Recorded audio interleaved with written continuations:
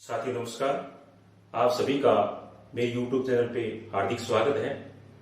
जैसा कि आप सभी साथियों को पता ही है कि हम कक्षा 6 के हमारा राजस्थान जो पुस्तक लगती है उसका अध्ययन कर रहे हैं। अब तक हम यूनिट 4 कंप्लीट कर चुके हैं और आज हम यूनिट नंबर 5 का विस्तृत रूप से अध्ययन करेंगे और यूनिट का नाम है आजादी से पूर्व सरकार का स्वरूप। यूनिट का नाम है आजादी से पूर्व सरकार का स्वरूप, यानी जब देश आजाद हुआ और आजादी से पहले जो सरकार चलती थी उनका स्वरूप क्या हुआ करता था भारत के अंदर, उनके बारे में क्या है कि इस चैप्टर में बताया गया है। साथियों आप सभी को पता ही है कि राजस्थान में आजादी से पहले राजशाही व्यवस्था हुआ करती थी। यहाँ अनेक प्रकार की रियासतें थी और अनेक प्रकार के वंश वो राज्य किया करते थे, लेकिन शासन व्यवस्था है वो लगभग सभी की एक समान ही थी। तो आज हम उनके राजशाही शासन व्यवस्था का जो स्वरूप है उनके बारे में थोड़ा देखते हैं। तो राजशाही शासन व्यवस्था के स्वरूप में सर्वोच्च शक्ति पर सर्वोच्च जो पद पर जो व्यक्ति बैठा होता था उसको राजा कहते थे। यानी राजा क्या हुआ करता था, राज्य की शक्ति का सर्वोच्च केंद्र वो राजा ही हुआ करता था और राजा ही पूरे जो साम्राज्य था उनको संचालित करने का काम है वो राजा ही किया करता था।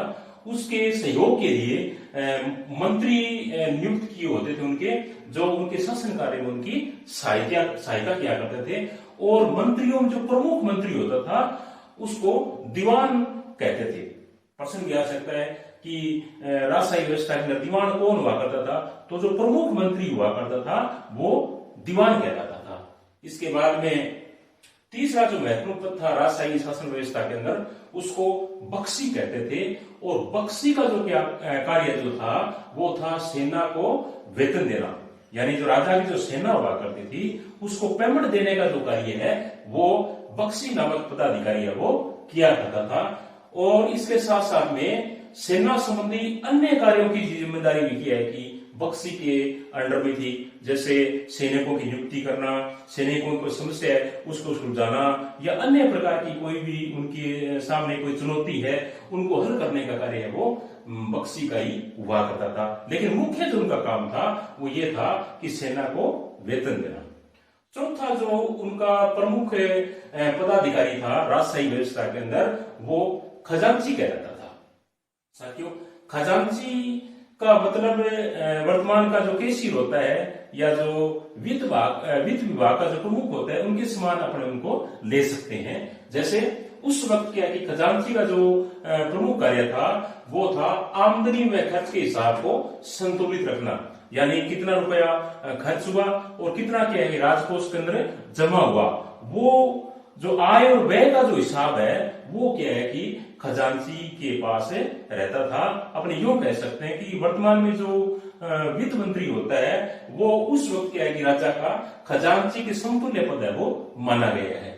उसके बाद में पांचवा जो उनका प्रमुख पदाधिकारी था उसे परगना अधिकारी के नाम से जानते हैं। और उसका जो कार्य था, क्योंकि जो उनका राज्य हुआ करता था वो कई परगनों में बंटा हुआ होता था और उस परगने का जो मुख्य जो अधिकारी होता था उसको परगना अधिकारी कहते थे। और उसका काम मुख्य ये था कि जो परगना था उनके अंदर शांति व्यवस्था को बनाए रखना, ये उनका मुख्य कार्य वो माना जा सकता है। राज्य की जो सबसे छोटी इकाई थी उसको ग्राम या गांव कहते थे। और गांव का जो प्रशासन है या ग्राम का जो प्रशासन है उसको संचालित करने का कार्य है, उसको चलाने का कार्य है या उसकी व्यवस्था को बनाए रखने का कार्य है, जो संस्था काम करती थी उसको कहते थे ग्राम पंचायत। राजशाही शासन व्यवस्था के बाद में दूसरी जो व्यवस्था थी उसको जागीरदार व्यवस्था कहते हैं। राजाओं के जो भाई बंधु हुआ करते थे या जिनके साथ में उनका रक्त का संबंध हुआ करता था उनको राजा है वो राजा बनने के बाद में अपने कुछ साम्राज्य के अंदर कुछ जो भाग है या जैसे कोई गांव है या कोई गांव का समूह है वो अपने भाइयों को दे देता था ताकि उनका जीवन गुजर है वो अच्छी तरीके से चल सके। वो जागीरदारी व्यवस्था कहलाती थी।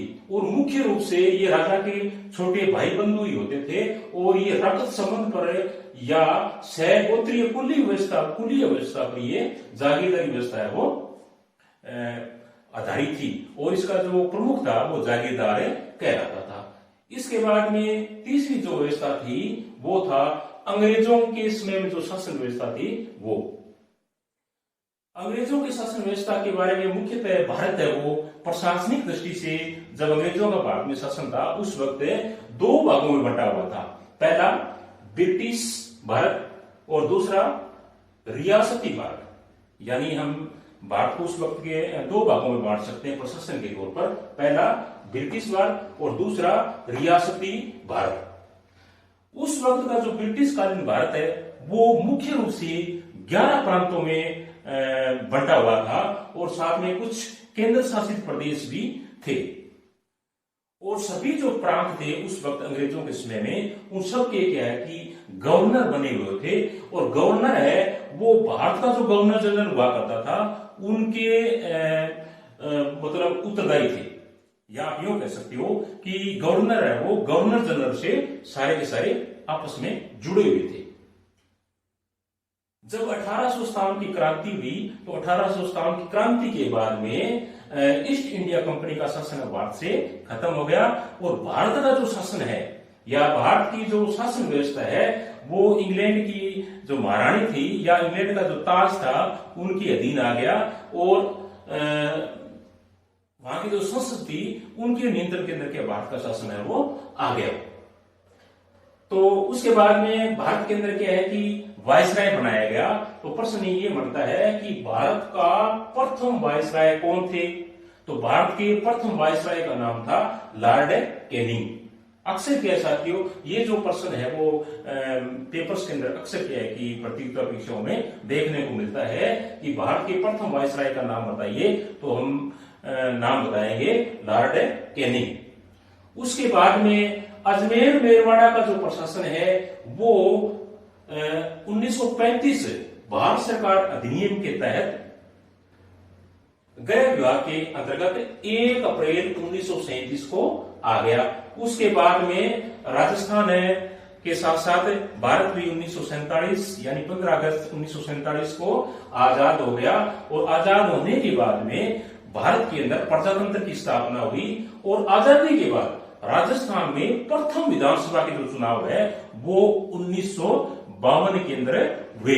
बहुत ही महत्वपूर्ण प्रश्न बनता है साथियों कि राजस्थान के अंदर विधानसभा के प्रथम चुनाव कब हुए? तो कब हुए थे? 1952 के अंदर। और राजस्थान के प्रथम निर्वाचित मुख्यमंत्री का क्या नाम था? तो हम बता सकते हैं श्री टीकाराम पालीवाल। बहुत ही महत्वपूर्ण प्रश्न है कि राजस्थान के प्रथम निर्वाचित मुख्यमंत्री का नाम बताइए, तो उनका नाम है श्री टीकाराम पालीवाल। साथियों ये हमारा पाठ नंबर 5 हमारे राजस्थान का कक्षा 6 का लेसन था। मुझे उम्मीद है कि आप सभी साथियों को ये समझ में आ गया होगा। कल हम छठे पाठ का अध्ययन करेंगे। इसी के साथ धन्यवाद।